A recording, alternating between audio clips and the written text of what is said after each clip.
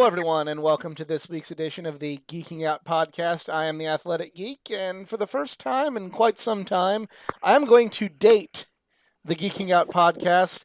It is a couple days after WrestleMania 38, and now that we've seen what this year's WrestleMania main event entailed, we are now going to list our top 10 WrestleMania main events. Me and my guest this week, Easy. Hey, yo. So the criteria we decided to use for our main event WrestleManias are what went on last on the show. So unfortunately, you're not going to have any SmackDown or Raw main events or, like they had with Eddie Guerrero and Kurt Angle, unfortunately, or Stone Cold Steve Austin and The Rock at WrestleMania 19. That's unfortunately not in the running, and we also won't be having matches that should have been the main event or were the real main event. So, Yeah. unfortunately, no. Otherwise, my number one literally would have been Mickey James Trish Stratus. I'm sorry. And it and that one I don't believe should have been the main event, but hey, Well, again, just the quality of that match. If we were doing like favorite WrestleMania matches, that's my number one. yeah. Um, That's coming from someone who is diehard Trish Stratus. um, So unfortunately, on that note, we will not be having Rock Hogan at 18 or Undertaker Shawn Michaels at 25. So it is only the matches that went on last at WrestleMania, at a given night of a WrestleMania. I want to put Or that hell, caveat in there. Undertaker Batista, that literally should have been your main event because Undertaker did win the damn Royal Rumble. Yeah, but that was when that stopped. We started having Royal Rumble winners open the show. And Cena and Shawn was better. But without any further ado, we're going to jump right into our list, starting with number 10. Easy. Okay, so funny enough, we are talking Shawn Michaels because I picked Austin HBK at WrestleMania, and hopefully I got my numbers right, 14. Yes. The one with Mike Tyson as your special guest enforcer because Mike Tyson. Frankly, just the history of like these two just leading up to that match was actually pretty interesting. Tyson joins DX and then Tyson betrays DX. So pretty funny, and honestly, just match quality wise, you really don't give enough credit to one of the best rivalries that both HBK and Austin had was against each other. So that cracks in my top 10. Even though like I've unfortunately I wasn't like around that period of time because I was only like a wee little one of these two fighting. But if you've seen the highlights, like it is a damn fine match. So Austin HBK is my number 10. Well, I'm going to cite a recency bias for my number 10. My number 10 is Stone Cold Steve Austin versus Kevin Owens at WrestleMania 38, Night 1. My God. I mean, is it what the some people here on this app or on the internet will call like a 5-star match? No. Or an impromptu main event? Haha. I don't even. It was the last match on the card. It was a match. It was a good match, for a person that hadn't wrestled in 19 years.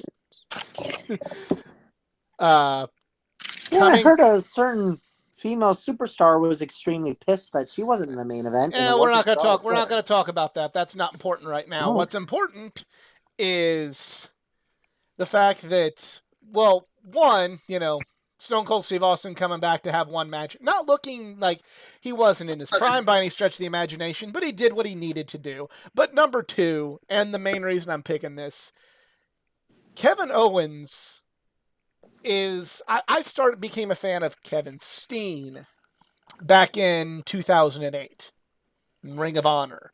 And I always enjoyed him. He was a guy doing swantons and all these different high-flying moves, but he didn't have a look of a superstar. He looked like somebody who shouldn't be doing that sort of thing. And he was somebody who I thought was great. I loved his tag team with El Generico. I loved his heel turn in Ring of Honor, and I he was one of my favorite wrestlers at the time. But he was somebody that I thought was just kind of, especially at that period of time, because this was before all the indie guys started getting signed up. That he wasn't a guy that was probably going to go much further than Ring of Honor, maybe TNA. So he was never somebody who I had, number one, pegged to go to the WWE, and number two, pegged to be any sort of top star in WWE. If he got signed, he was just going to be whatever. But here he is, not only getting to main event WrestleMania, but getting to main event WrestleMania in against a returning Stone Cold Steve Austin in what, for all intents and purposes, seems like Stone Cold Steve Austin's final match. Go tell 2008 me that Kevin Steen is going to main event WrestleMania against Stone Cold Steve Austin in what will probably be Stone Cold Steve Austin's final match. I would Or have. maybe we could get Stone Cold versus The Rock Part 2. They are going Hollywood next year. I really don't want that to happen. But going back to the important matter at hand, which is Kevin Steen, if you'd have told me that back when I started liking him, I would have asked you, "What are you smoking, and can I get a hit?" Because that's like you're way off in fantasy land there. But yet here we are. This is the WrestleMania embodiment. You know, there's so many times I say WrestleMania. This is where dreams come true. This is where dreams come true. Kevin Steen wrestled Stone Cold Steve Austin, his hero, his reason for wanting to be a pro wrestler, and got to do it in the main event at WrestleMania when he was somebody who shouldn't even have been in the WWE, much less main event WrestleMania. That's special, and I am beyond elated for him. I'm not disagreeing with it, so it's like, hey, good on him for it. So we are to number 9 now.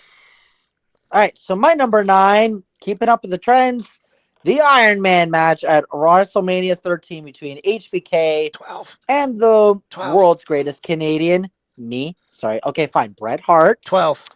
But 12. Okay. Why the hell did I put 13 in here? Okay, my apologies. WrestleMania 12, not WrestleMania Dark Flame. But yeah.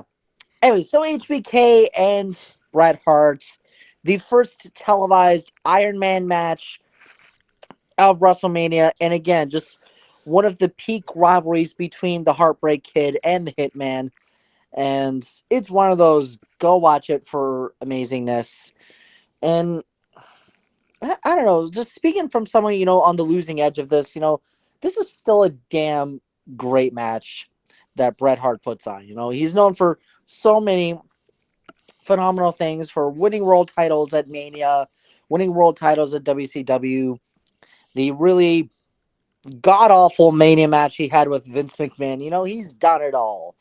So, but Oh, we might have an impromptu visitor in this one. So, oh, okay. okay, okay. But anyway, so HBK and Bret Hart is my number 9. Okay. Until, because this one's like a really fly by the seat of our pants episode. Until he's able to come in, we're just gonna go ahead and go on with our list. But my number 9 is Stone Cold Steve Austin versus Shawn Michaels at WrestleMania 14.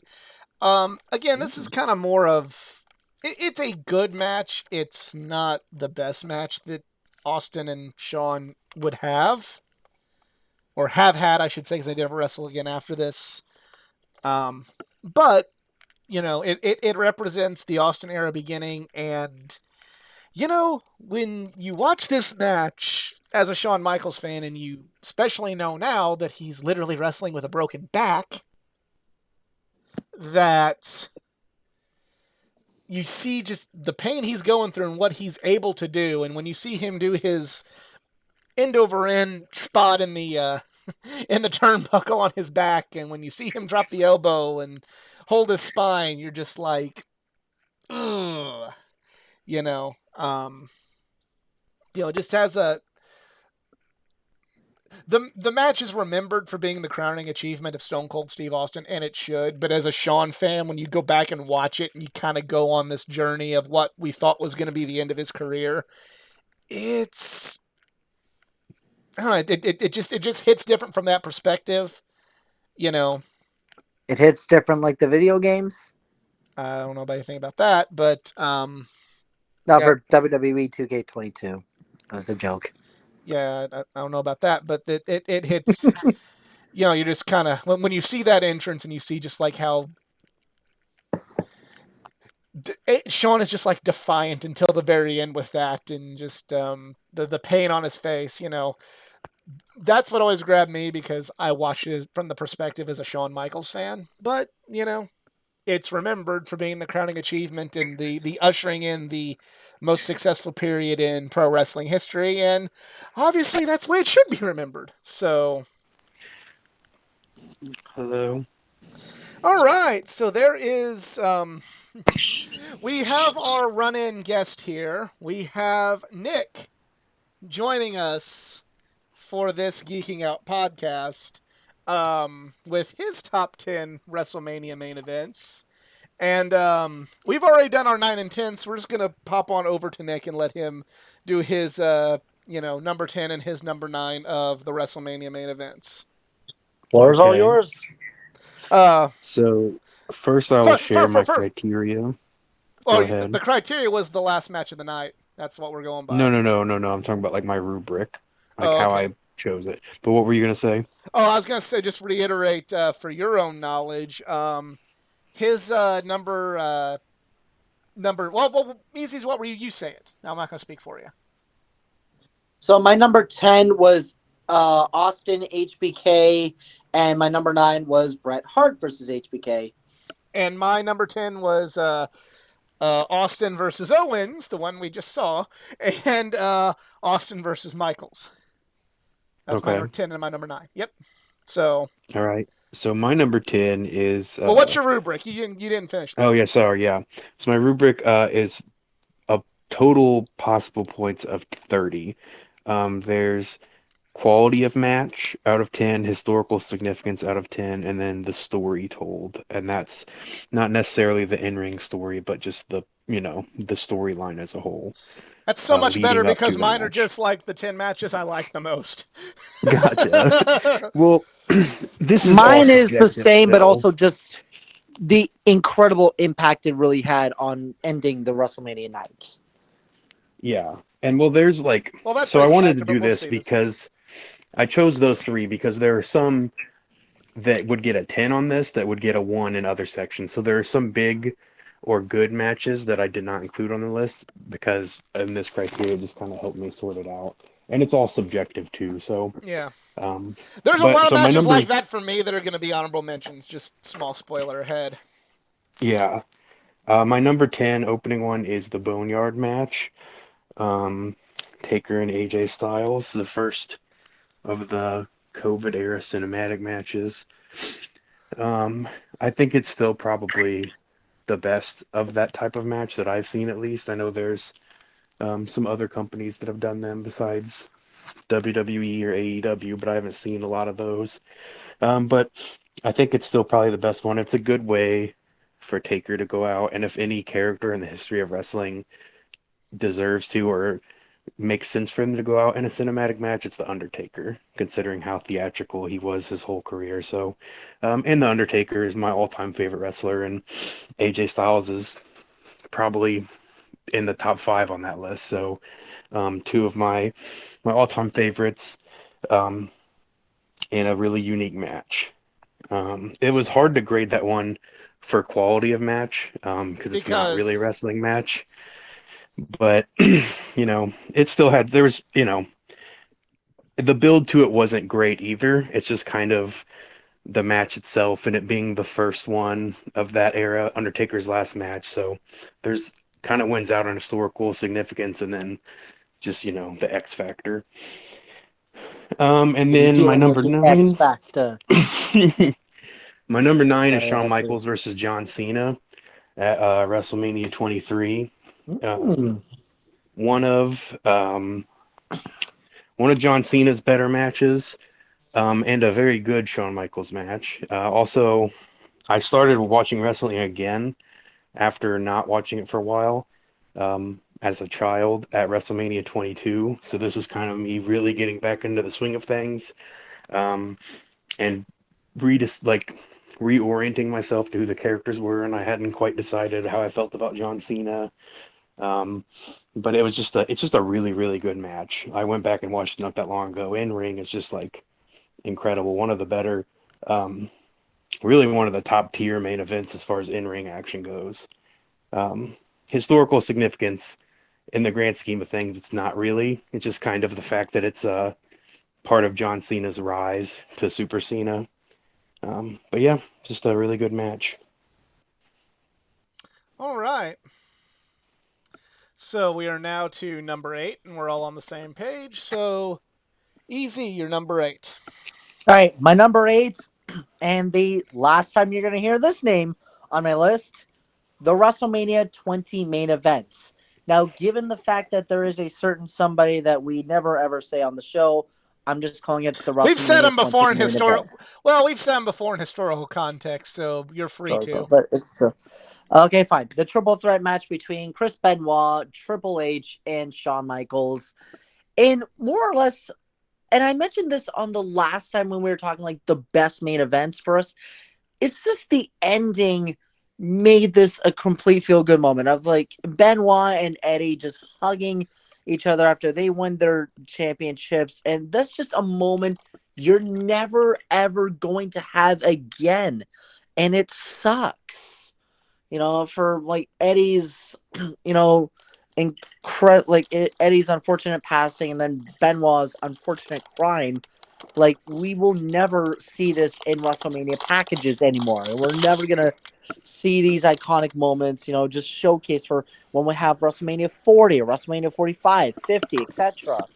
So, for the shittiest of things that Chris Benoit has ever done, the only one thing I would say best on his career was this incredible WrestleMania moment that he had with the fight between him, the Heartbreak Kid, and the Game. It is just a great, great match. And it's, once again, it sucks that we're never, ever going to have WWE talk about this moment again. It's just completely underrated. And we understand why on those circumstances, but just for once on that night, it was special. All right. Nick, what is your number 8? My number 8 is another Undertaker match. Edge versus Undertaker, WrestleMania 24. So I had 23 at 9 and 24 at 8. The trend ends there because 25 is not on this list. Um, Not so on my list. just one of the better streak matches, I think.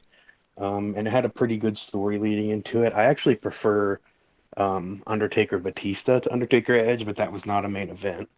But I know a lot of people think it would rate Edges a lot higher in the that tier, but still a really really good match and a very strong WrestleMania too.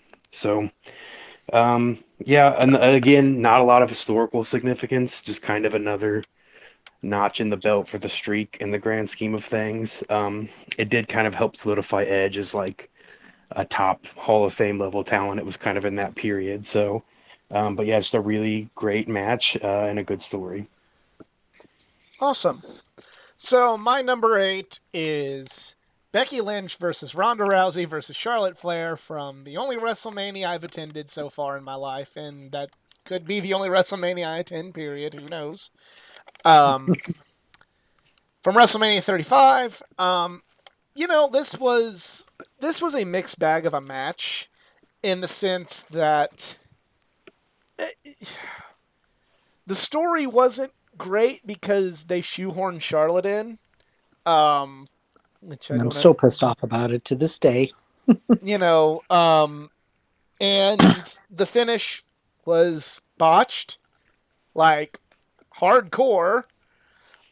But at the end of the day, I was there in person. If you as exhausted as all of us were from the 12-hour WrestleMania we were at, and everything else that all of three of us had done that weekend, you still, it's when Becky Lynch came out, we all came alive again, and the crowd was back.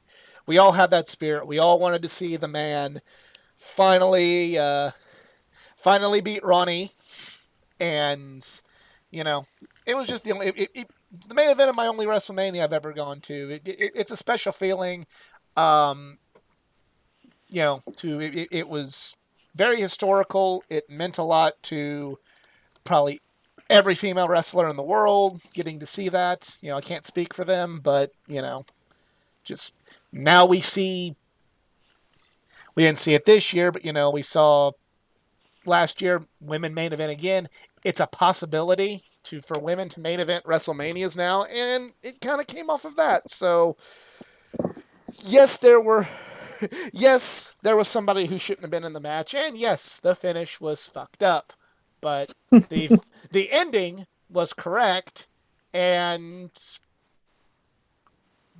it has historical significance. Like I don't have quite the rubric that Nick does, but this has historical significance. And yes, there's plenty of matches that have historical significance that aren't on my list, and ones that have zero that are. But I do feel like for me, I gotta put it on there. Had an amazing go home angle too on that Raw Oh, with the whenever police car. yeah, and she kicked the window out. I just remember like getting ready to leave for WrestleMania Tuesday, and we were all at my house, the two guys I went with, and we were just like laughing hysterically. It was so ridiculous and fun. All right. Well, we are to number 7. Easy. What is your number 7? All right, for my number 7, most people will think, wait a minute, this is like one of the greatest WrestleMania matches ever. What are you talking about? Well, yes, but also no. And if you've listened to the last Geeking Out podcast about the top 10 manias, you'll know why. But on my number 7 is Hogan Andre at WrestleMania 3. Now, just historical impact, what more can you say? The irresistible force meets the immovable object. And, even though it just kind of looked slow at first, this is still an incredible match. Think about like how the first two manias, let's just be honest, they completely sucked. Madison Mania 1, Madison Square Garden, your main event is a freaking tag team match. I mean, it's fine and all, but come on, you need a It's because championship on the line. it was before I playing devil's advocate with that. It was before there was ever any sort of like pay-per-view sort of thing. So I to know. them, it was like, hey, Fair having point. Mr. T in it's main event worthy. Fair point. And of course, WrestleMania 2, hey, let's have a great idea. Let's have not one, not two. Let's have 3 different venues host WrestleMania. And at least 2 of them have some stupid main event matches. But anyways, with Hogan Andre, like this was a huge, huge improvement, especially your first stadium show at the late Pontiac Silverdome, which, you know, easier said than done about like what can we say about the historicalness about the Silverdome. But anyways, Hogan Andre like is a great match, and then of course the ending, like Hogan lifting up Andre, and then the famous leg drop, winning the WWF Championship. And I think if I'm not mistaken, Andre had a very long title run, or was he the one title challenging the belt? I forgot. Andre sold the belt to Million Dollar Man Yes. after he beat Hogan He had a the long next year. undefeated streak. That's Yes. what they were marketing. That's right. Yep. That's right. But yeah, so and my number 7 is Hogan Andre. So, but historical impact, if we're going by that remark, this would be in the top 5. But for just overall quality to add into that, it's my number 7. Fair point. All right, Nick, what is your number 7? All right, my number 7 is one that I think, if I remember right, both of you guys have said, which is Austin versus Michaels at WrestleMania 14. Mm-hmm. Kind of the Attitude Era version of Hogan Andre. Yeah. Um, um, just a but a better match. Um, Still not as good as it could have been. We know Shawn Michaels had to retire after this match, and um, if I'm remembering right, Austin was also not. And I mean, he really wasn't in 100% for his whole run when he was on top. So, um, but still, those two guys went out there and put on something awesome. Um, and it has a lot more. It's also the first WrestleMania I watched as a kid when I was, what was that, 98? Yeah. So I would have been 6. Um, so yeah, just it has a lot of meaning to me. It has a lot of historical significance. It's still a good match um, given the circumstances, and a pretty good story too. Nothing like a crazy good build, but it still had the Mike Tyson thing and a good story told with a decent build up. But tied with Taker and Styles for the lowest match quality on my list. That kind of um, the build, the story, and the quality were kind of I weighted a little higher than historical significance for my taste. But yep, that's my number 7. All right. My number 7 is, and I didn't really know how to rate this one because this is very different and the circumstances are different. So hear me out. My number 7 is Seth Rollins versus Roman Reigns versus Brock Lesnar from WrestleMania 31. And the reason why it's kind of lower, this was kind. I didn't know how to think or rate, and I had a tough time with this one because for me personally, as a fan, kind of with everything I talked about with Owens slash Steen and Austin, this to me was really really cool as a person who watched Tyler Black on the independent scene, who watched Tyler Black in Ring of Honor, who watched and met Tyler Black at local wrestling shows in St. Louis, who stood around and had a conversation with the guy, and you know to see that he pulls off this huge WrestleMania moment and cashes in Money in the Bank and saves a main event that point and blank I did not want to see. I did not want to see, Roman Reigns in there when with, everything that the internet complained about Roman Reigns winning and how it should have been Bryan. That was me. I was with him that time. And you know, a WrestleMania main event that I couldn't give two shits about, just like that, immediately turns into some like one of my all-time favorite moments. But on the flip side of everything, I didn't know how to rate this because how long of it was actually a triple threat match? Not very long.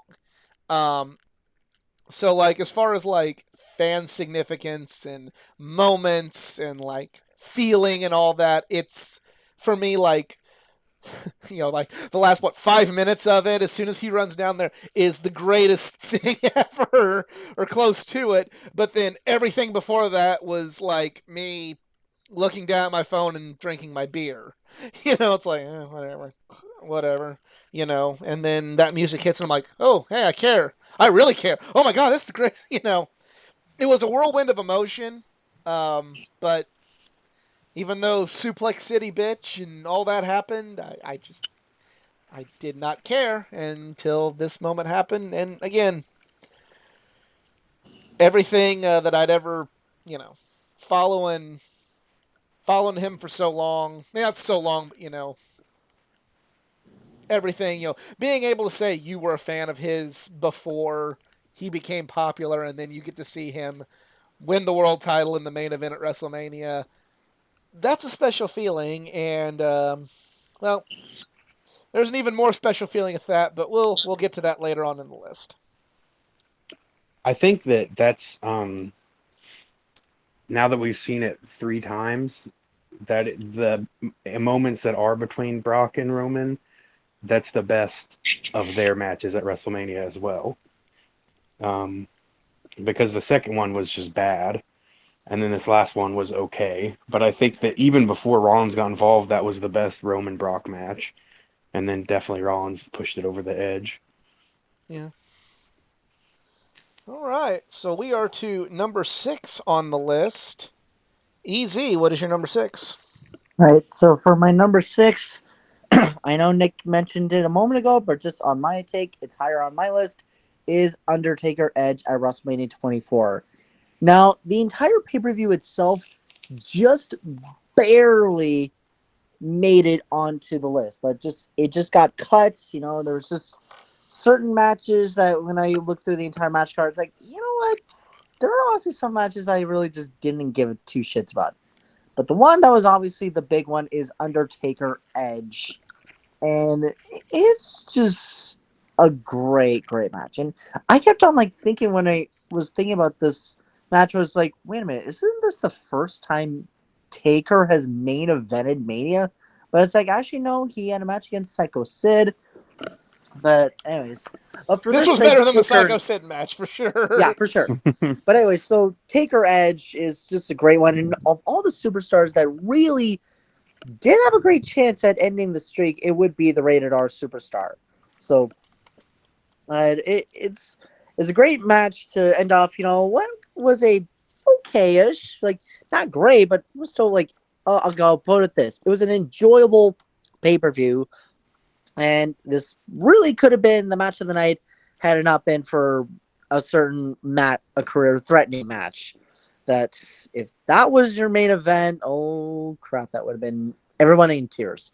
But to, to, anyway, either way, kind of yep, piggybacking off of that, I do want to say this match did a good job keeping the crowd interested and hot for it when you for had sure. that significant of a moment. Whereas we saw for other WrestleMania main events, at least in my opinion, small spoiler, these are not on my list, they might be on others, matches like Orton and Triple H at 25 or Triple H and Jericho. Common thread there. Um, Yeah. where the fans really didn't care as much because there was a match that was significantly better and should have been the main event. Well, maybe at least in one of them should have been the main event. The other one's debatable, but the Well, crowd this was a the main crowd event didn't get worthy match. the crowd didn't get it had that moment But, and it had that sort of match, but the crowd it did a good job bringing the crowd back up. yeah, Whereas in for those sure. other two ones, they had that epic Yeah. moment and they just couldn't get it done. So Edge and See, Taker with like were able with to do Triple that. H, Orton, and Cena, which was the other championship match, which again, for playing by Royal Rumble standards, that would have been your main event. But I'm actually kind of glad it wasn't because it was like the hype leading up to it was great. And for me, I was a John Cena fanboy back then, so I was pissed that Orton won. So there you go. Your one and only chance that you saw me pissed off at Randy Orton. But either way, Taker Edge, great way to end it. And even though I was like going for the Undertaker for that pay per view, low key had Edge won, it would have been great, and especially a fantastic victory for us Canadians. All right. So, Nick, what is your number 6? My number 6 is sacrilege to a lot of wrestling fans, and it's something I've talked with you about in a group chat not too long ago. But I'm sure it's a lot higher on a lot of other people's lists. But it's WrestleMania 17, Austin versus Brock. Um, I'll say straight out the gate, it would probably be number one I if Stone Cold Steve Austin didn't turn heel. That drops the story aspect of it down drastically for me. Um, I think it's a bad everyone pretty much agrees that it's a bad idea in retrospect. Um, Yeah. and I was actually like I was getting out of wrestling at that point, so I don't even remember if I watched this live.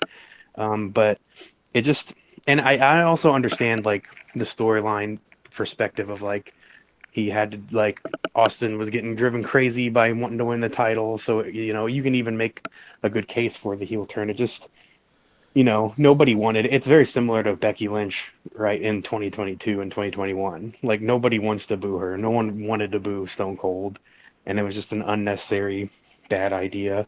But apart from that, an awesome match in the ring. Two of the biggest names in wrestling history at their prime in the hottest period of wrestling history, debatably.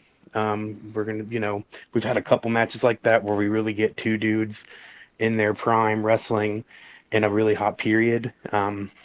But yeah, really the only reason it's not in like a top three is because of that heel turn. But it's a good Now, match, great match with a good story, now, what if it was building The up to Rock it. that had won? What if The Rock had won it and he was the one that turned heel? Would that still have a It would still significant been. impact? It would have still been like, why are you doing this? It would have been just as cringe with The Rock turning heel, honestly. Yeah, because it's like I do agree with Nick that it's like him turning heel in Texas. Do you really think that would work? Like, in honesty, would that really work? Well, the No. fans cheered, so Stone whether you want to Cold admit it or not, with Vince McMahon helping Stone Cold Steve Austin win that match was. fans were just cheering regardless because one, it's Stone Cold. He's Yeah, I mean, Texas' son. Like you, there's there's really no logic on like him turning heel. If it was like the night after WrestleMania, like the Raw after Mania, that would have been more significant. If Vince had not helped at all, if if it he was hadn't. Austin like becoming unhinged, it's really the McMahon thing for me more than anything. If you play that story of Austin's going to do anything to win the title, he's losing it. He's like, and he just gets this really even heart. I know he was always kind of like that, but like this really sadistic kind of his original, like the Stone Cold Or, Killer type of thing. That would or you have know, worked better there than could have him been a, joining McMahon. or there could have been another hilarious double twist. You know, Vince Russo twist within a twist. He shakes Let's. hands, looks like it ends the night, but then Stone Cold stuns the boss Well, again. Be like, that's screw what you. Austin says he wanted to do in retrospect. But there you go. But yeah. Um, Yeah, that's all I got to say about that.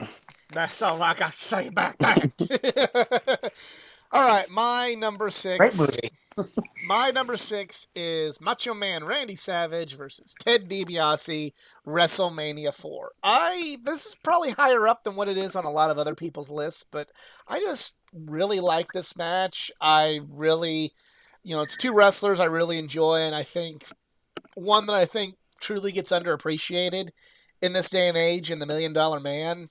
But the Mania itself wasn't great with it all being dedicated to a tournament, which I can be a mark for a good Battle of Los Angeles or a good Ted Petty Invitational tournament. But WWF in '88 maybe a full roster tournament with Hogan and Andre getting a bye and nothing making real sense.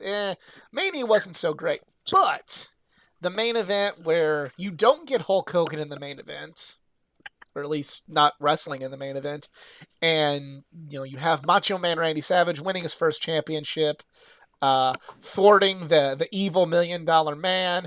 Yeah, Hulk Hogan had to come in and get his spotlight and all that other stuff, but there was enough spotlight for Savage, and one of the greatest wrestlers of all time winning his first championship. Um, it again. Maybe, call me too big of a fan of the Macho Man, but that's why it's there for me, and I think it's an underrated main event. It's it's obviously not the best. It's number six to me, but it's worthy of the list. I was almost gonna have that on my list, unfortunately. But it's not on my top five. Yeah, But I would agree definitely with an everything honorable you mention on said. my case. Yeah, I think you're right. It is underrated. I think it gets underrated because it's not a good WrestleMania. Um, because just the too many people in the tournament, all the matches being short. So the era of we're still in the like crappy finishes at WrestleMania period. Um, and it's just it headlines a show that's pretty hard to watch in 2022 all the way Right. through in one sitting. And I love tournaments. You know that. Like we drove across to a different state to watch a tournament on a whim for an indie show. Like I love a tournament, but didn't really work. Yeah, in and of itself, it is a good match, and it is his first title win. It's yeah, I think I agree with a lot of your points. All right. So we are now to the top five. Oh, okay. I thought you were Yeah, going we're to starting with continue. easy. Yep. Okay, so for my number five, we're going to talk about WrestleMania 6. The first time that the greatest stage of them all comes to the greatest country in the whole wide world. And your main event is the Ultimate Warrior versus Hulk Hogan. Now, in a perfect world, you would think, oh, it looks like, you know what? Hulk Hogan main eventing Mania, might as well give him all he got. But no. Oh, no, no, no, no. You got the Ultimate Warrior in the first winner take all match. So suck on that, Lesnar and Reigns, anyways. But it was for the WWF Championship and the Intercontinental Championship. And the Ultimate Warrior wins this match in, unfortunately, his only championship winning match that he got. And just any sort of aspect where you have a winner take all sort of match, this is honestly a pretty big deal. Like, this is the best one they have out there between just two iconics, especially one that is often just been heavily underappreciated, but of course of the crap that he had gone through personally. Warrior could have had an incredible, outstanding career, and the relationships between him and WWE could have been a lot better. But again, as I mentioned before, back about WrestleMania 20, this match is a very special one. And sure, it may have looked like, he just won simply on a little warrior splash there, but the ending is actually pretty interesting. Twisted around that Logan goes in for the leg drop, and no, Warrior dashes out and he does the warrior splash, and then 1, 2, 3 wins it. And that, frankly, if there was social media back in, what was this? If there was social media like back in 1990, Twitter would have probably crashed if they had just started off with Warrior winning this, beating Hulk Hogan in WrestleMania of all places. That's just great booking you got right there. So, but thankfully it was on good terms on these two matches, pulling it all out. But again, Warrior Hogan is my number five from WrestleMania 6. Not a bad one. My only Yes. like one complaint about that match, or just kind of the whole story there All complaints. is so when Warrior won the title, he forfeited his Intercontinental belt afterwards, and they did, So this was my question. So if Hogan was to win, would he have just been like, "Cool, I won. I don't want this, brother." Hmm. Like that's just the one thing. Like it's a completely in retrospect thing. But it's like, wait a minute, Warrior gave up the Intercontinental belt because he won the World belt. What would Hogan have done, who already was world champion? Would he have just been like, "I don't need this, brother"? And then he has to drop the Well, I think IC Vince title McMahon would be after like, that. "How That's much not stake?" happening. Yeah, I think Vince would have been like, "Well, how much stake do you want in the WWE or WWF at the time?" I think Hogan pretty well controlled the WWF at that time, other than Vince. Hmm. So, but that's Until another 2 years later when he that left. that's another debate for another day. Oh yeah. Nick, what is the first match of your top five? Mine is WrestleMania 15, the first of the Austin Rock trilogy. Um, I think in ring it's a little bit of a step down from 17, but I really enjoy it a lot still. I like it's just it is. If anyone, if you had to describe like the Attitude Era to somebody who had no idea, you just show them that match. It's Austin, it's Rock. There's crowd brawling, there's weapons, it's a million things going on. I know that's why a lot of people don't like it. That there's just so much shenaniganry going on involved with that match. Um, but I think Shenaniganry. it's the New it's the word. best like the best dynamic for Rock Austin. I think is just more of a straight up, um, traditional good guy bad guy kind of match. Um, and I like that the most. Still at the end of the day, and yeah, just a really crazy, wild brawl, a million things going on at once, just encapsulates that period of wrestling, and This is my favorite Austin Rock match. Awesome. Mine is, and I'm possibly doing some. Well, my number five is Shawn Michaels versus Bret Hart, the Iron Man match from WrestleMania 12. Now, I will say this right from the onset: this match is a little overrated. I am possibly overrating it myself, but a point that I've made several times here on this channel, overrated doesn't always mean it's bad or you dislike it. It just means it's not as good as some people think it is. And you can ask quite a few people that this is the greatest wrestling match of all time to them. Me and Nick both personally know professional wrestlers that say this is the greatest match they've ever seen. This is not the greatest match I've ever seen. I've seen better Brett matches. I've seen better Shawn matches. Um, Despite it being top five, it's top five on my list literally because it is the first world title run of my all-time favorite wrestler. That's it. It is top five on my list because of the last 15 minutes of the match plus the overtime, or 10 minutes of the match plus the overtime. Who knows? All of that. That is literally the only reason it is top five, because it was all that sequence and Shawn winning this first world title. It's way too slow in places. There's no real part of what made the other Iron Man matches like Curtin, Brock, and Rock and Triple H exciting was like there was kind of that sports element of somebody playing from behind and trying to catch up and doing everything they can to tie it up, or doing everything they can to take the lead and put it out of reach, you know, and that's why those were so much better. And this one was just essentially, you know, all building up for the sudden death, and that hurt the match. But it was Shawn Michaels' first ever world title win, and the last part of the match is good, and Shawn Michaels is my favorite wrestler. So if you don't like that, I got two words for you. Um, And yeah, I do not like that match at all. I know that's the thing about this match is it's very polarizing. There are people like you said that say it's the greatest match they've ever seen, and then I'm like it would probably be in like my bottom 10. Like I really don't like it. So it's an interesting match. I don't know what it says about you if you like it or dislike it or fall in the middle. I'm sure it says something about you as a fan, but um yeah, it's just if you're gonna, and this is gonna sound really, and I like a lot of the old WrestleMania matches.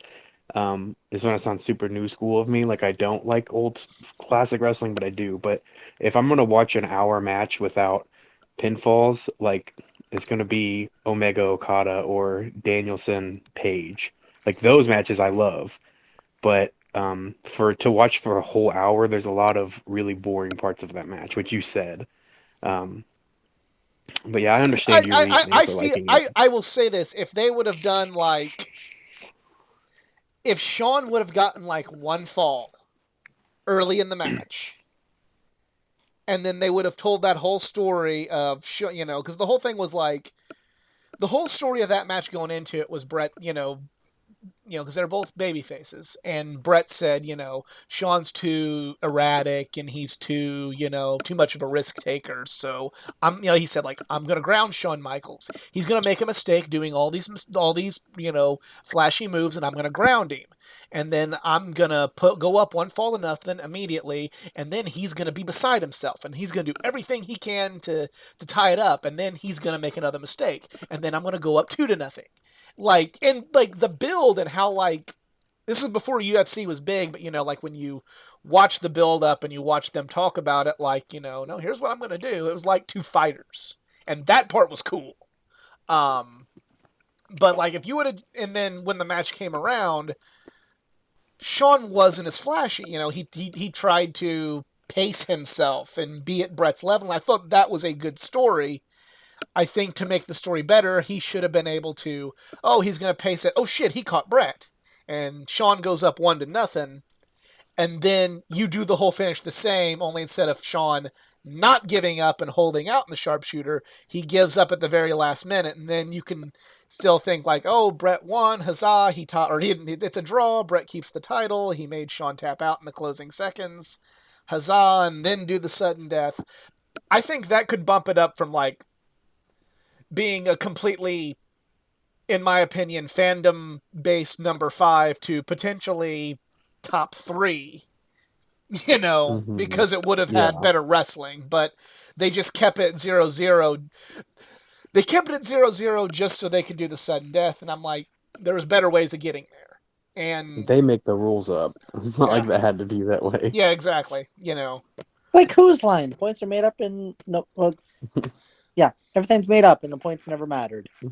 Well, that's a lot of things in WWE, but again, it's still top 5, completely out of fandom base. And you know what? If I've learned anything from the last couple days of being on the internet, um, morals, logic, and sophistication mean nothing if you just like or don't like something. So there you go. And a toxic environment on Twitter. You don't know the half of it, but this is happy stuff. This Yeah. is stuff we like, and we are to our number 4 WrestleMania main event. All Easy. right, so for my number 4 is the Miracle on Bourbon Street at WrestleMania 30. Again, this ranks up as like one of those amazing feel good moments, and for everything that Daniel Bryan has been going through, especially trying to power through with this army of Daniels and Bryans. This was just significant for him, beating Triple H just to get to the main event and then having to power through the other two former Evolution members of Randy Orton and Batista. This is just a really great match. And again, it ranks back to what I said on the last Geeking Out podcast is why the hell was this the first time WrestleMania has gone to New Orleans? Like, come on, the Superdome is gorgeous. Like, it is freaking gorgeous. But anyways, this overall, like, a fantastic pay-per-view and a great match to end the night with, I think it was like 70 plus thousand fans. Well, WWE exaggerates their attendance. I'm going to underrate the attendance then. 70,000 plus fans just screaming, yes, yes, yes, for just everything that Daniel Bryan has gone through, and especially with that big fuck up they did with him getting knocked out by Sheamus in 13 seconds. This is honestly the big, we're sorry kind of match for them because just everything that Daniel Bryan has been going through. Sorry, like still thinking about him as Bryan Danielson, but everything that Daniel Bryan had been going through at that time, like this was honestly just a great storyline build up with him versus the Authority, the beginning of the Yes movement, just incredible significance. So sorry it's not like higher up on the list because I was still not quite back into the WWE spectrum at the time. Because otherwise, this probably would have been my number 1. But at the time being, this is my number 4. Cool. More on that All later. right. Nick, number 4. Um, oh, I just lost my page. There it is. My number 4 was just mentioned by Easy. Hogan Warrior, WrestleMania 6. Mm-hmm. Um, I remember when I got the like WrestleMania box set when I was in like 8th grade. I had never seen this match before. I'd never had it on VHS, and if you didn't back in the day, that was the only way you were going to watch it. We didn't have a network or streaming or just look it up on the internet. Um, so as I went through and I watched these matches, and I had kind of familiarized myself with Hogan and Warrior by that point. I'd seen a lot of their stuff. I was going back and watching like stuff before I was born. Um, and I remember thinking like this match is gonna suck because these neither one of these guys are very good. Basically, when I was like 14, I was like I haven't really been impressed with any of their matches, but this match was just awesome, even from like an in-ring perspective. I think like it's not they're not doing chain wrestling and Hurricane Ranas and 450s, but what they did a lot with a little. So to me, and the build to it was awesome. It was pretty historically significant, being the winner takes all thing, and also giving Hogan that first big L of that era, because he was champion. Well, he lost to Andre, but other than that, this was his first especially like on the big stage at Clean out WrestleMania. because there was shenanigans afoot with Andre. Yeah, so this is really like, oh man, someone is now better than Hulk Hogan, and it's Ultimate And Warrior, his first loss at a and WrestleMania because I mean he drawed with yeah, Andre. Yeah, He lost I to wanted to Andre mention that. on Oh, sorry. Saturday night's main event, and then he tied with Andre at 4. This time he straight up like he just lost. lost. You know, Yeah, Hmm. I didn't want to mention on my list whether this was Hogan's first loss because I didn't want to sound like I didn't do my research. I actually just was not sure if this was Hogan's first Mania loss. So Definitely his first Mania Mania, and loss. it Yeah, was he one of his first real losses. Period. As since he yeah, became like the Hulkster. Um, so ultimately that title reign for Warrior did not pan out. I think he kind of that was his peak right there was that match, and the build up to it. yeah. His IC run was better than his world title run.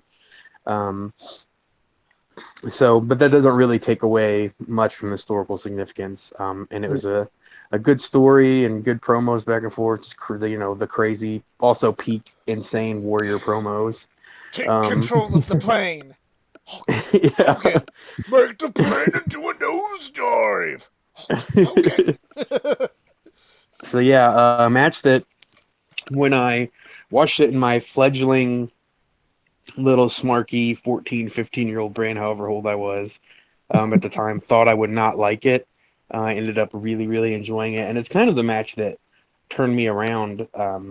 Because when you are growing up as a wrestling fan, most people go through that smarky stage where they start to really get into the indie stuff and the flips and you go a couple ways. You can get into death matches, you can get into really technical stuff, you can get into Japanese, and I was really getting into like the high flying kind of super technical stuff. And I watched this and I was like, you know what, like that was really good. I bet like that was kind of the moment where I was like, I need to go back and reassess some of these 80s matches that I thought were boring, because these guys didn't do a lot, but they put on an amazing match.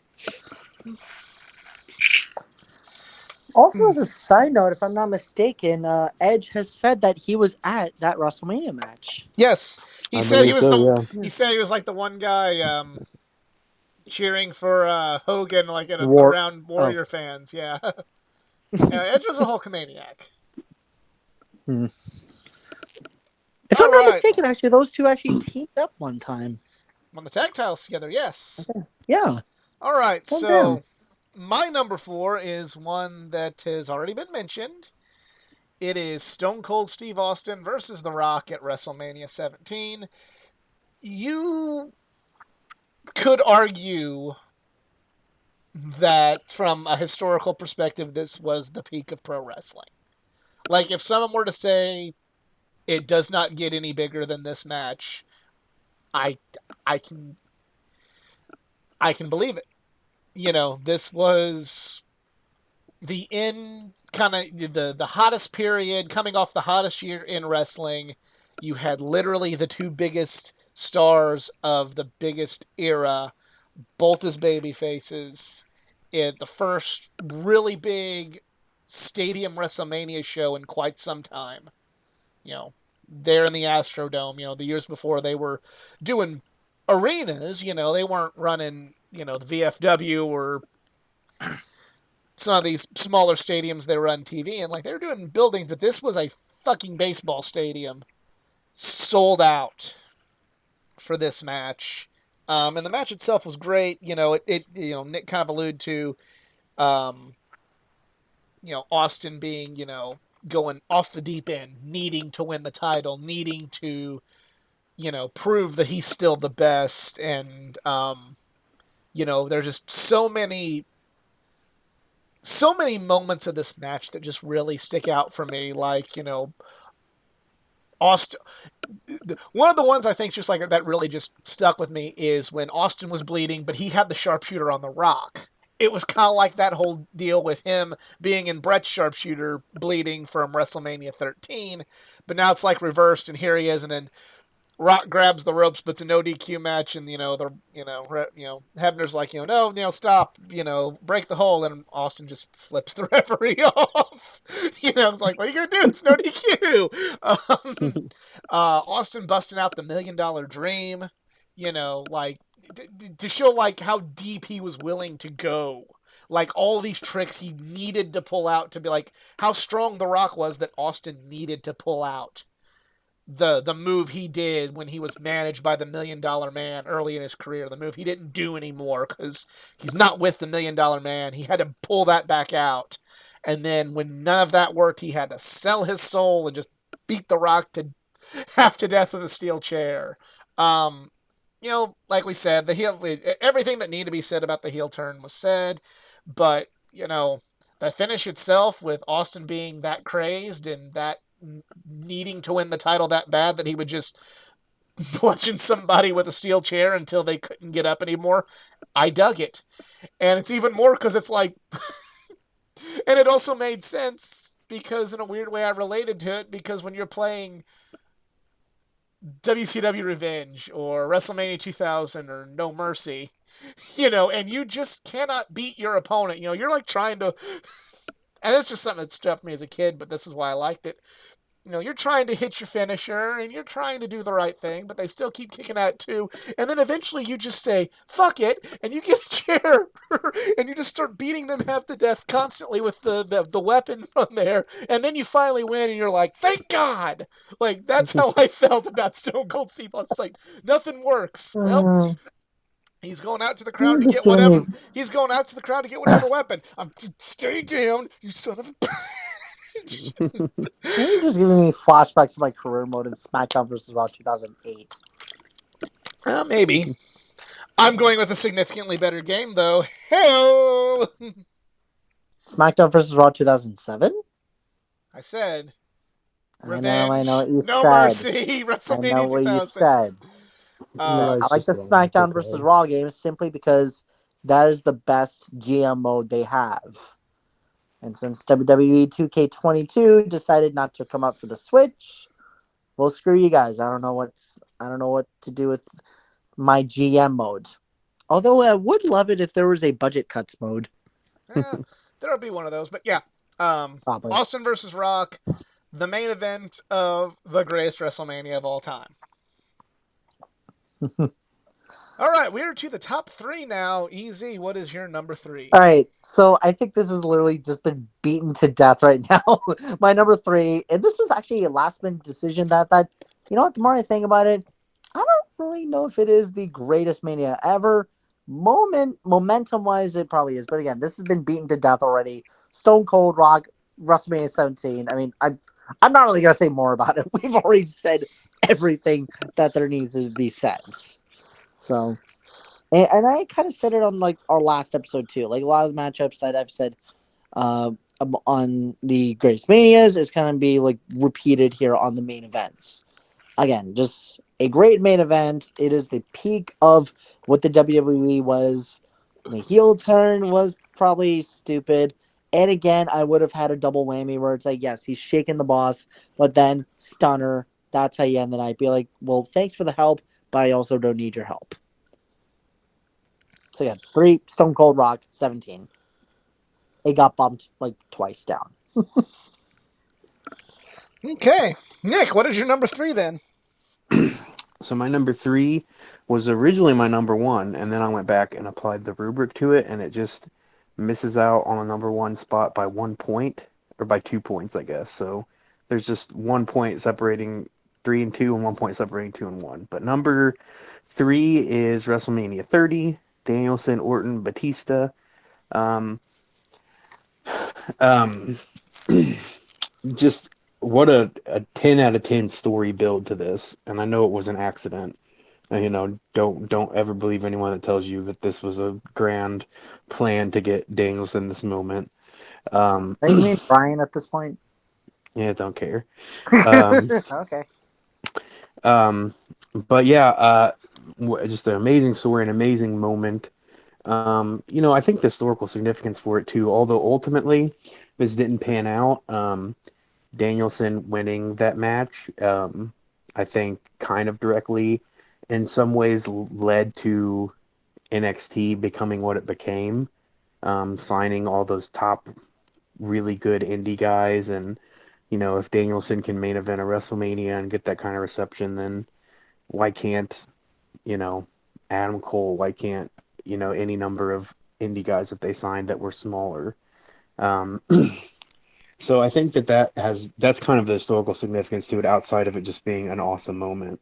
Um, the thing that kept it out of the below the next two I'm going to talk about, I think, was the quality of the match itself. I don't think it's really that great of a match in ring.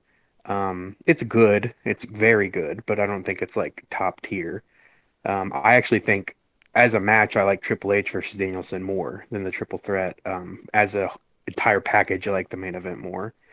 But yeah, just what can you say about that whole storyline and moment that hasn't already been said? So um, definitely, and it came at a time when WWE needed something, some kind of shot in the arm, and it gave it to that. And they chugged along for a little bit after that on that momentum. But unfortunately, you know, Danielson had his injuries after that, and from that rose Brock Lesnar in his current incarnation, and a lot of things happened from that. But we're at a place now where he's back and putting on the best matches of his career. So, but yeah, just an awesome match.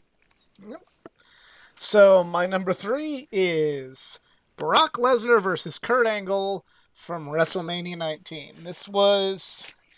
It wasn't the show stealing match. I still give that nod to Jericho and Shawn, but this was a close second. Um, on a pretty damn fine WrestleMania card, this is, even though I'd still say this wasn't the best match on the card, I definitely say it lived up to every expectation that we wanted this match to be.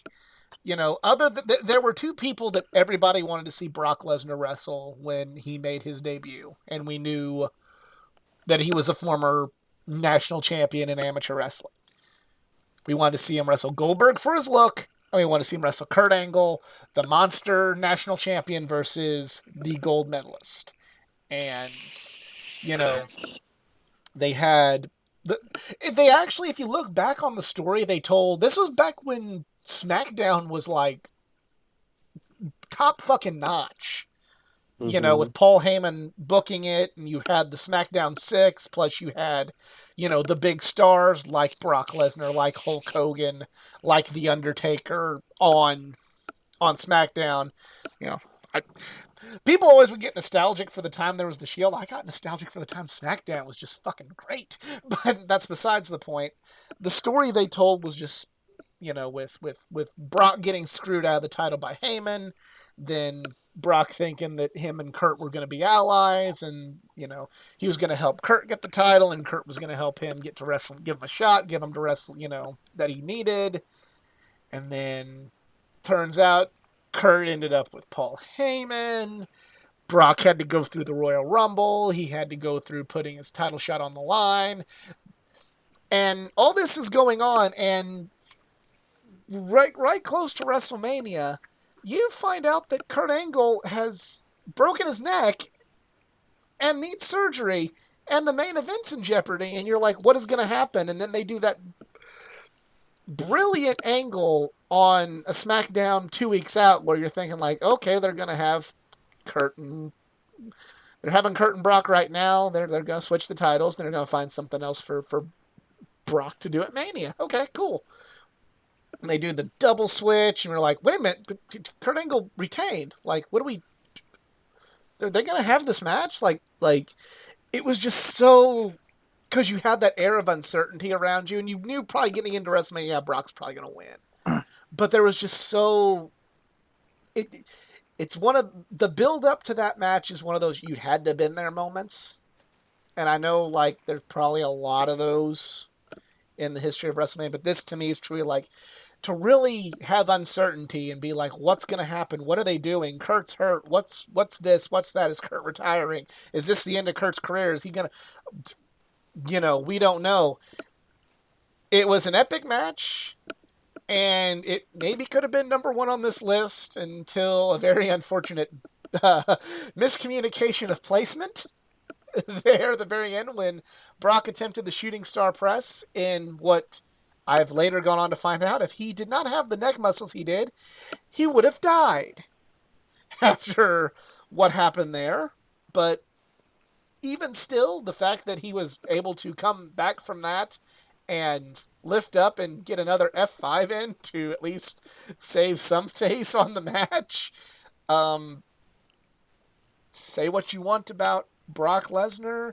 Yeah, he comes in and doesn't always feel like having his working boots on and have the best match. And yeah, he isn't full time and probably shouldn't have won the title 1,000 times over. And but at this point in time, very few in the world, at least very few um, in WWE better than Brock Lesnar, and him and Kurt Angle with a broken freaking neck again. Um, had a damn fine WrestleMania main event, and it's number 3 to me. It is a good one. Definitely a very solid quality match. I think the "you had to been there" comment resonated with me because I was like thoroughly not watching wrestling at this time. Like I was in and out at 17 and 18 and 19 and 20 and 21. Like I was not watching wrestling at all at that time. I was like probably knowing my personality, I was probably like anti-wrestling. If I wasn't watching it, I was like, it's dumb now for whatever reason. But so that was something I came back and watched later as well. And it is really good, but I don't have the connection to that build that you do. Um, I never really went back to watch the TV or anything outside of just whatever little video package they had for it. But so it's kind of interesting to hear that perspective on it. But it is definitely a good match, a great match. Yeah, and again, it's like everybody has like kind of that connection. Like for me, it was I was getting ready to graduate junior high, so there's another connection to it as well. But it's just call it nostalgic, but I think I have a lot more people that that will agree with me. So it's not just a me deal. That No, will no, no. that I'm that saying that, that me well, no not no no no no enjoying it no. as a I'm me I'm just deal. saying like despite me having these connections, there are some people that don't have the same personal connection. Like, oh yeah, it was good. You know what I mean? Um, Yeah. just with how great SmackDown was that time. Like you have on Raw, the Reign of Terror. And other than my favorite wrestler making his return, like Raw was hard to get through at that time with Triple H. This term gets thrown around a lot now. Buried. Oh, Cody buried people. Oh, they're burying people. The Young Bucks bury. The word buried is thrown around way too much on um, social media.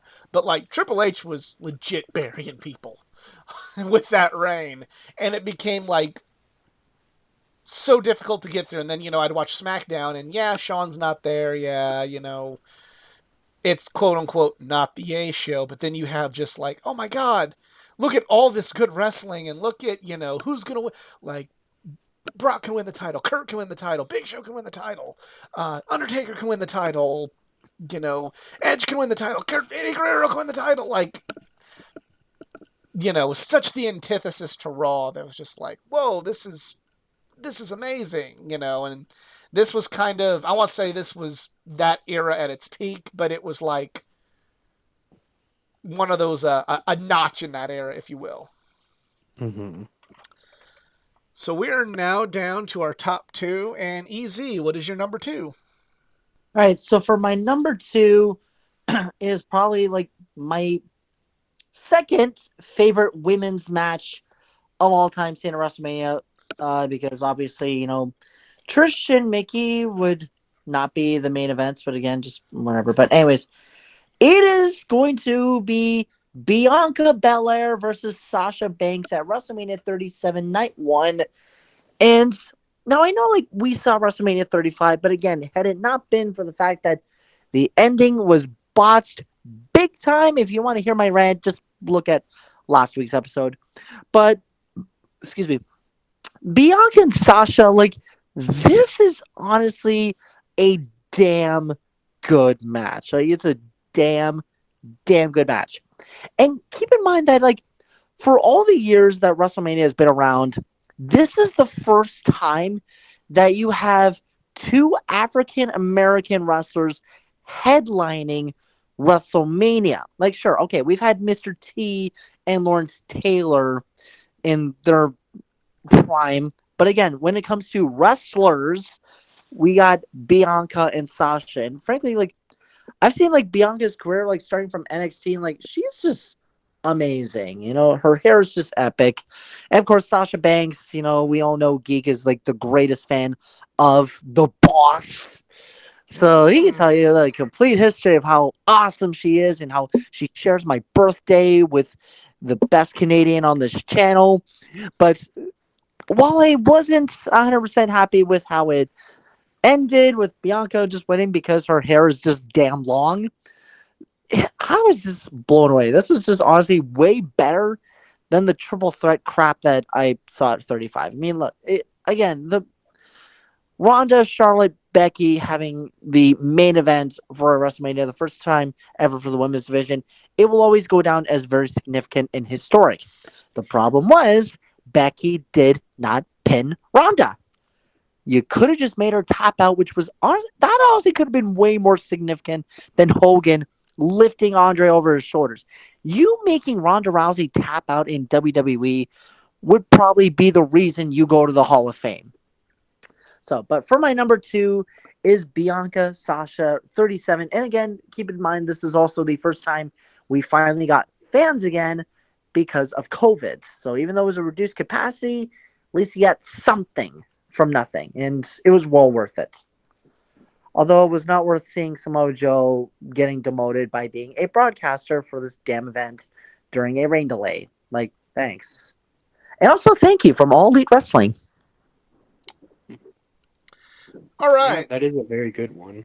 That would probably. Are we gonna do honorable mentions for number one? Yes, we will. Okay.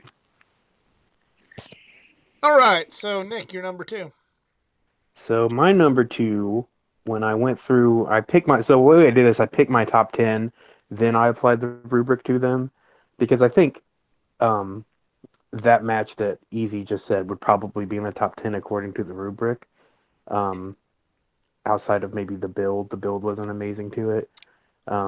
But um, so the first 10 I picked were just my 10 favorites, and then I ranked them from there. So when I got down to this, there was actually two that were tied. I ended up readjusting the scores. I was like, well, I got to look at these. So this one barely missed the mark.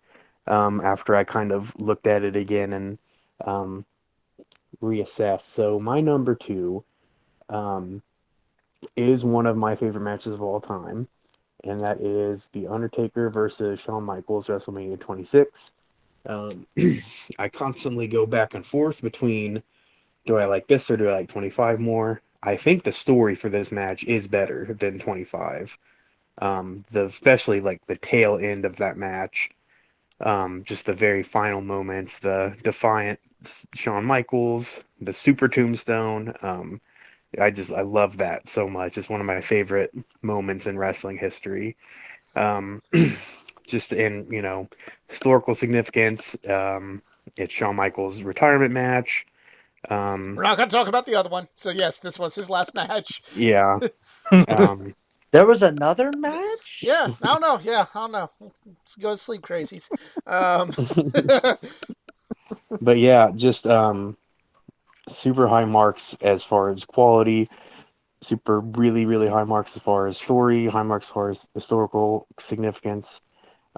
Just every category really pushing the limits there. And just a really, really awesome match that I um, means a lot to me as a wrestling fan. Two of my favorites from when I was a kid. My number one favorite, probably, when I was a kid, he was in my top five for sure.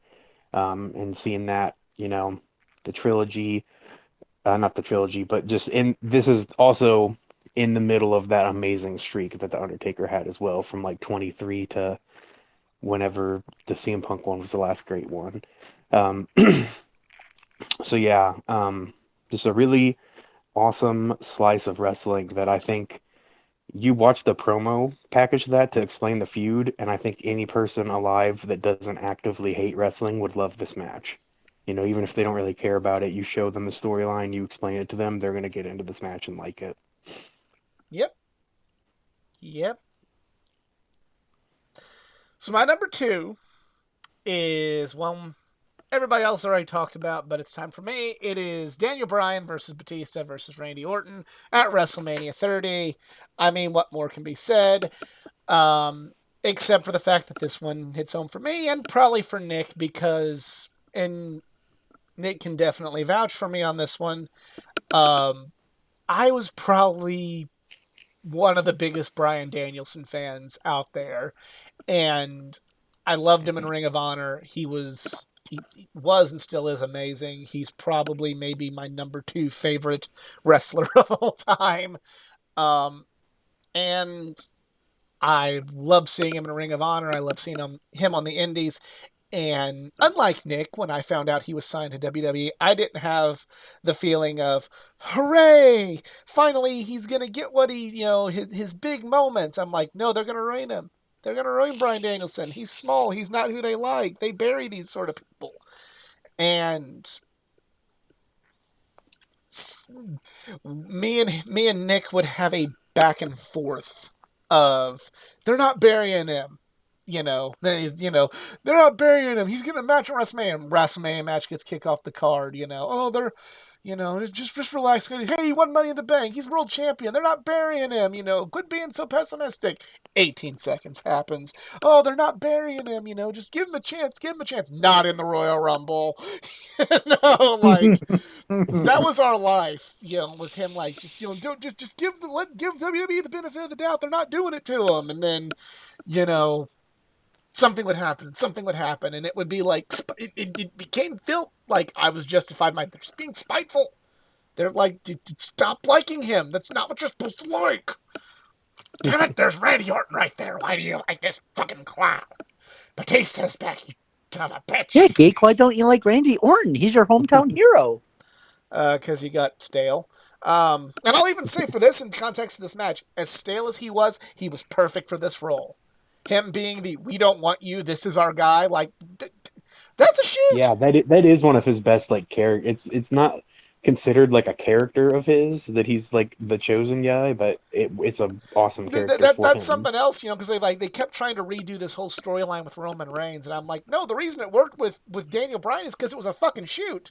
Daniel Bryan is not the guy we want. We don't want he doesn't have what it takes. We don't like Daniel Bryan enough to put him there. That's a fucking shoot. Roman Reigns, when they were doing it to him, it's like, okay, you're trying too hard and it's not working. But with Bryan, it was a shoot. But again, going back to the point, from seeing him in Ring of Honor, for meeting him outside of the convention center in Collinsville, Illinois, where he literally said like, "Hi, I'm Bryan." Whenever I asked for a picture with him, and Nick being in trouble because we were running late and saying if I was not talking to Bryan Danielson, I'm getting in this car and we're not sticking anything around any longer. And he walks up on me shaking hands with Bryan Danielson, but that's another story for another day. This was like one of the ultimate validations of like a fandom. It's like, yes, no pun intended. Um, you know, I finally got to follow a guy his whole career. I got to go through the ups and downs of his time in the quote unquote big time. Got to have high moments of like, wow, I'm finally gonna get to see something cool, and then it get like immediately made worse from, oh, I hope he gets a title and he wins the U.S. title, and then like, oh, but he's not even gonna be at WrestleMania, and he's a world champion but loses in 18 seconds, and oh, he finally hits an offensive maneuver at WrestleMania. Like it was like so much up and down, and minor victories, and huge defeats, and it was, even though it's not the number one match, it may be like, and it was completely by accident, and they did not care. but it was probably the Couldn't most. replicate that again, even if they if they Yeah, put all their might into it, they couldn't replicate that. I may say this might be the greatest organic story ever told in wrestling. Oh, for Hmm. sure. Yeah, like not saying there isn't any other, you know, not saying Hangman's road to the title wasn't great, or Kenny Omega's road to the title wasn't great, or Cody to the NWA title, or you know anyone else that Kofi Mania wasn't great. Not saying any of those weren't special, any of those weren't organic, any of those weren't amazing, but like this one's just got something extra all around, and then for me even more extra because not to sound like a hipster, but I was liking it before everybody else was chanting yes. I was on the bandwagon. So that's why it's number 2 for me. So, after that long winded explanation, we are now going to go with a few honorable mentions before we reveal our number 1 choice, starting with Easy. All right, so Savage DiBiase, one of my honorable mentions. Sorry, just scribbling here. Triple H Batista, WrestleMania 21. Cena Michaels, WrestleMania 23. Also, fun little fact, for those who truly did watch this live, I kind of laugh at the fact that there was two idiots that tried to get into the ring before the match had started. So it's just you can find it on YouTube. It's And hilarious. then you see the wave. That was kind of funny. Yeah. Streak versus career. Taker Shawn Michaels as my honorable mention, and the match Ronda Charlotte Becky as my honorable mention. Again, just it's great seeing it live. It just could have been executed better on the ending. It Yep. just wasn't good shit for me. Um, Nick, what are your honorable mentions? So the most recent, I don't even, is it 38? The night one, um, Stone Cold's return. That gets an honorable mention. Just a really fun, cool moment. Bianca Sasha was just a great match and like a really, really cool moment, and with some really important historical significance. Um, Triple H versus John Cena. Um, at 22. That was the first match back. 22 was my first one after not watching wrestling for a good long while. And I think that's a pretty underrated match. I think that's a very, very well done match. And one that should have showed many years before it was revealed that John Cena can, in fact, wrestle. Um, um, I got to throw it on there just because looking back at it, it didn't age great, but at the time, I was super into it. Was The Rock versus John Cena the first one? The second one really doesn't age well and didn't wasn't even great the first at the moment, but that would be on there as well. And then the final honorable mention would be um, the Savage DiBiase for all the reasons that it was on your list. Yep. All right. So my honorable mentions are for historical significance, Hogan versus Andre. We've kind of set our piece. It was the first first true WrestleMania moment. Not the best match on the card because that's Savage and Steamboat, but the first true like big moment that they were going to replay and replay. Hulk Hogan, Ultimate Warrior. Ultimate Warrior's had 2 good matches in his career, and this was one of them. Um, Cena HBK, WrestleMania 23. Hated it at the time because that was kind of my peak I hate John Cena phase of my life. But in retrospect, it was a good match. They'd go on to have a better one a few weeks later, but this was still good. Taker Edge 24. We touched on this a little earlier. Rock Cena at 28. This was not a good match, but it was still just special to see The Rock come back and win, no less. I really did not expect The Rock to win the first one. I didn't really expect there to be a second one, but that's besides the point. But still. Taker and AJ, WrestleMania 36 Night 1, the Boneyard match. I can't put any cinematic match in my top 10 anything. I just can't do it. It. Not saying it's bad, not saying it's not worthy, but It's one thing when you can block and rehearse and do multiple takes in a match and set it up so everything works perfect. I get it, but even still, I can't put anything on an official list that is a cinematic match of any kind. But that being said, it was what that match needed to be. It was perfect for the COVID era. It was perfect for the Undertaker, and it was perfect for the Undertaker's last match because he needed that. Um, Sasha Banks, Bianca Belair, that was a good match. First time I ever really enjoyed much of Sasha Banks. That's a true story there.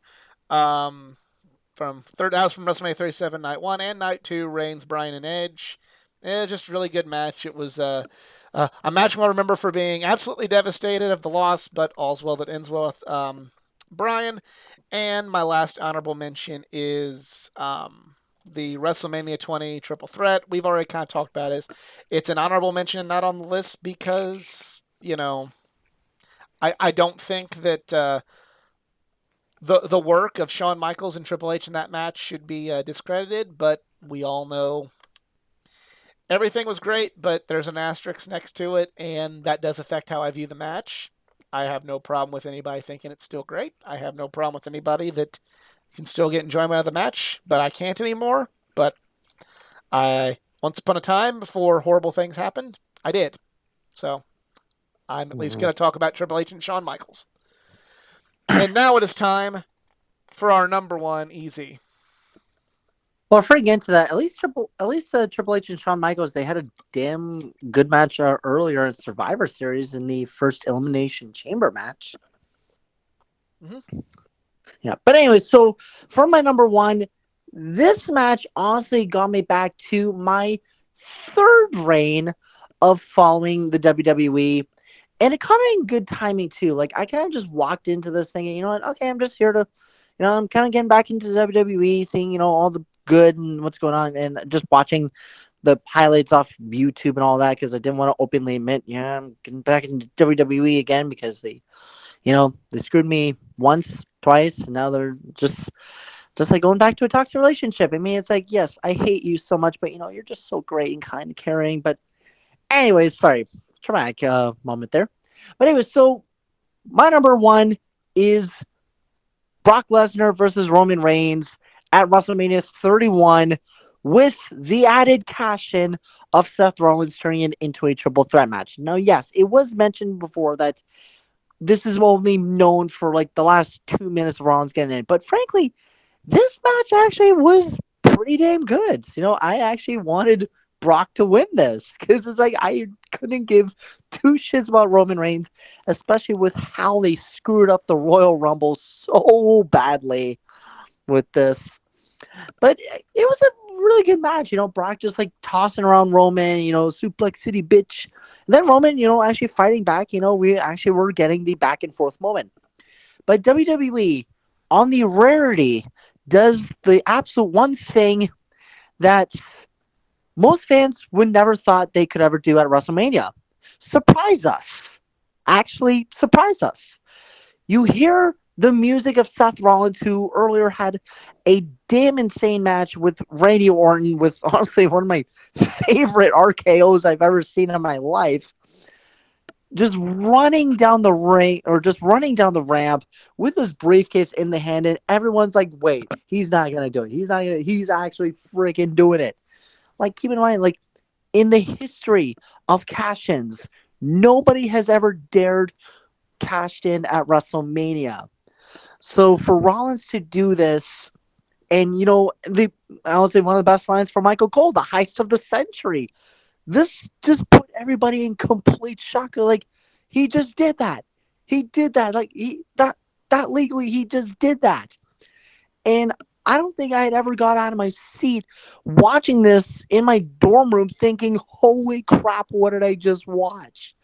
Like, that was just an insane ending, and to a match that if I'm gonna be honest, out of 5 stars, I'd give it like maybe like a 4.25.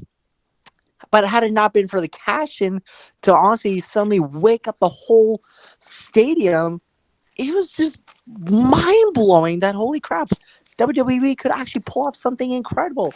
It was great until it wasn't great a few years ago. But anyways, that's beside the point. There, like this kind of just brought me back into just getting hyped up for WWE again, which would later go on to be my first Monday Night Raw match or Monday Night Raw show ever in February of 2016. Yes, of 2016 when Shane O'Mac came back, and I probably lost my voice in like the first 7 seconds. But anyways, back with this match, this was just I love the shock value, and I just like the the crazy holy crap moments, holy shit moments, just moments that like you never questioned they could actually pull this off. So, and also this was kind of a great starting point to the Lesnar Reigns rivalry that is probably going to age until WrestleMania 50. I'm saying that sarcastically. And again, I've given this way too many praise, and I already know that I talk way too long about certain viral subjects. But this match is my number one. This got me back into honestly liking not just WWE again, me liking pro wrestling again. It is this match is what got me back into this, and then later on would revive into enjoying the indie circuit, going all in, meeting you guys. Blame this match for the butterfly effect that it has caused on me to liking pro wrestling again. Awesome. I'm finished. That's a very interesting pick. I mean, I say all I need to say, but yeah, I mean, I see what you're saying. It makes me wonder why every Money in the Bank person doesn't just do that though. Right? Like if you could wait till the very end of the main event of WrestleMania and then main event WrestleMania and get basically guaranteed a That is the championship, one. like That is the one thing.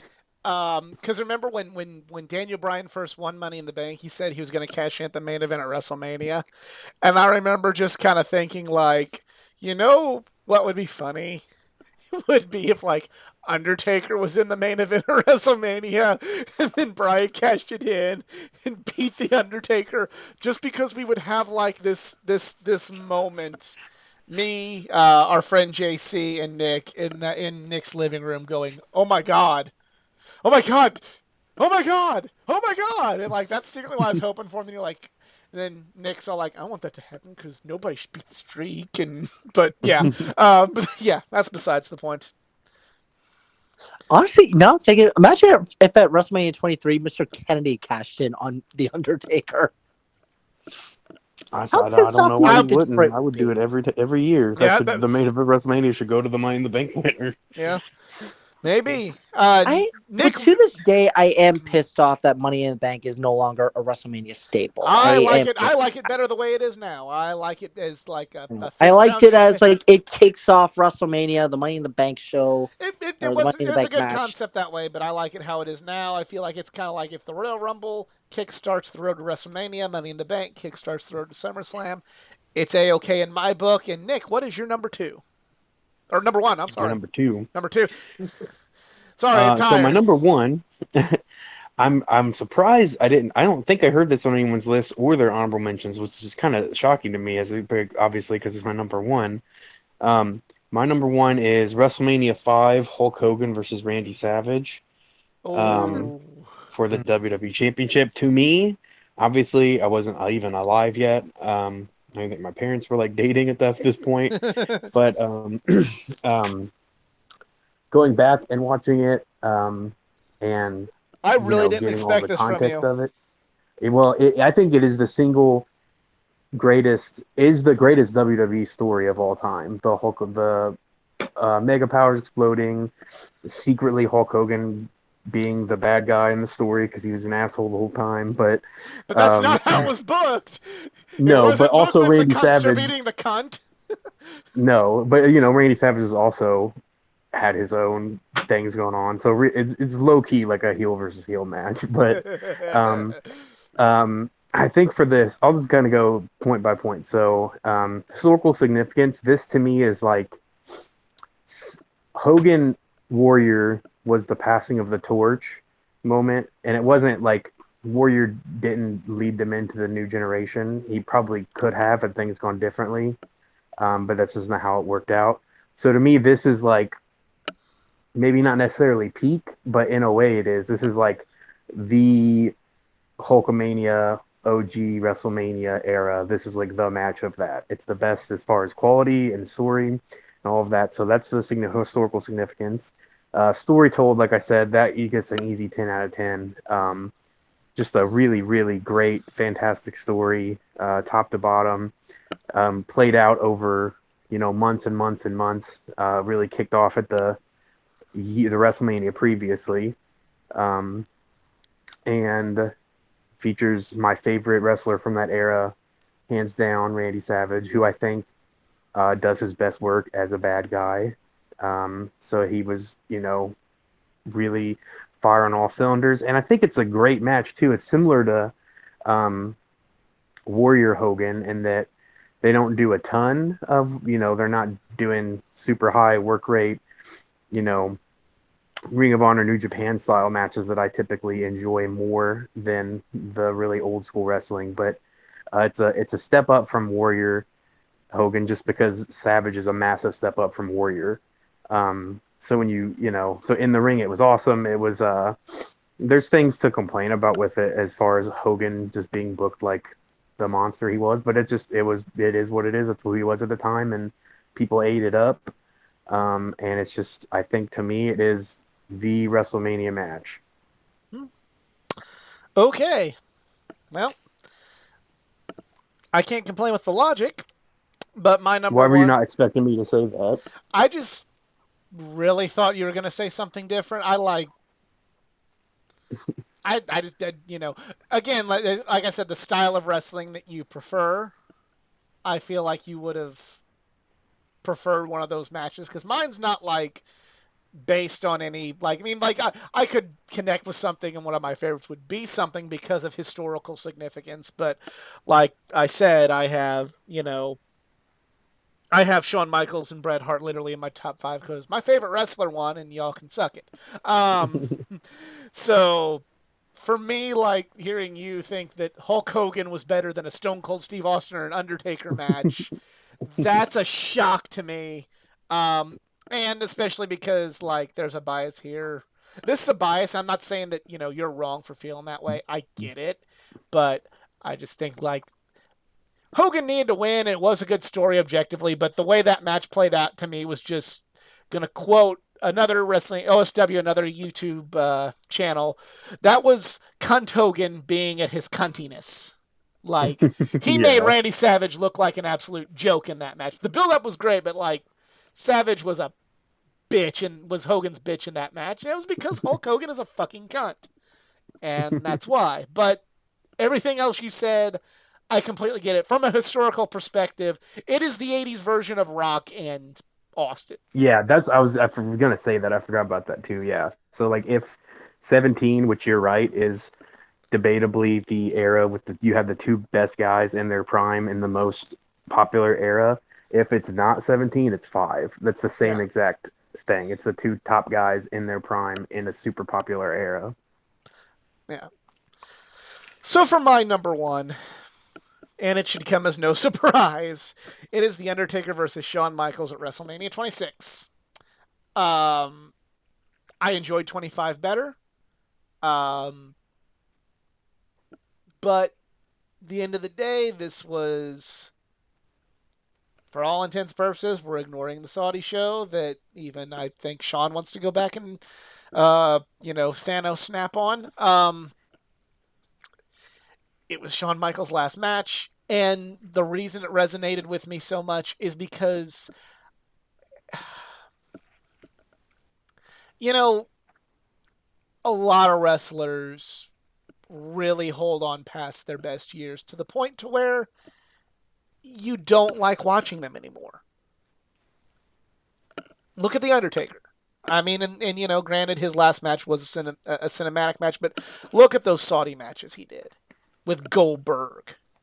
Look at look at the Roman Reigns match at 33. Just and you see Undertaker hold on too long. You see Ric Flair go back on his word and look like a joke in TNA. You see Mick Foley come out of retirement again. Like his Orton stuff was good, but like you see some of Mick Foley's TNA run, you're like, damn it, dude, no. You see, as much as I love going to these independent shows and meeting and seeing these wrestlers, you see these, people essentially being like Randy the Ram, and they stay on and they can't let go and they hold on too long, and it gets sad and heartbreaking, and no pun intended. um and then you see Shawn Michaels in what was his last match, getting out while the getting was good, getting out with a WrestleMania main event and getting out looking like Shawn Michaels, and that match being a celebration despite the fact that he lost, because that was the stipulation. The stakes were higher than the last one. Everybody in that match had something they didn't want to see go away, either Shawn or the streak. So it kind of tugged on quite a few fans' heartstrings there. But it was, to me, when I look back on it, it's like when I got to see my favorite football player of all time is John Elway. And in John Elway's final game, he won the Super Bowl, and he was the Super Bowl MVP. And his last game was a celebration of everything that made John Elway great, and him finally getting a second Super Bowl to cap off his career. And he was scrambling and he was making long throw, everything that made John Elway great. He did in one game, and decided, okay, it's the right time to call it a career. It's not, I could hold on and try for three and end up damaging my legacy, or I could go out now you know when I look amazing and have an amazing accomplishment. And Shawn did that for, yeah, he came back, whatever. It kind of puts a little blemish on it, but that's how I felt watching this. I saw a celebration of why Shawn Michaels was my favorite wrestler in the biggest wrestling match of the year, the main event of WrestleMania. My favorite wrestler does not limp into a VFW, and you feel sorry for him because he has to hold on. My favorite wrestler does not go to TNA and get his pants ripped off and wrestle around in his underwear. You know, my favorite wrestler didn't do that. My favorite wrestler went off having maybe not the best match of his life, but a great one in the biggest show, and called it a career for the longest time. He gave in to the Saudi money, and yeah, we'll just. He'll even tell you he regrets that decision. But his last match in the United States, at least, match in North America, was a celebration of everything that made him, in my opinion, the best of all time. So, I agree. I also think it's really one of the best stories to a main event at WrestleMania. The build for that match was incredible and had one of the best video packages too. yeah. All right. Well, that is it for this episode. I want to thank you all for tuning in. If you enjoyed, please give it a like, share, subscribe for more content, not just from the world of pro wrestling, but from the world of comic books, gaming, anime, and all things geek culture. Follow me on my social media pages, facebook.com/athleticgeek9, Twitter athletic_geek9, Instagram athleticgeek9, and tune into our live streams. Normally on Thursday nights. There's a few exceptions. And we'll see you next time.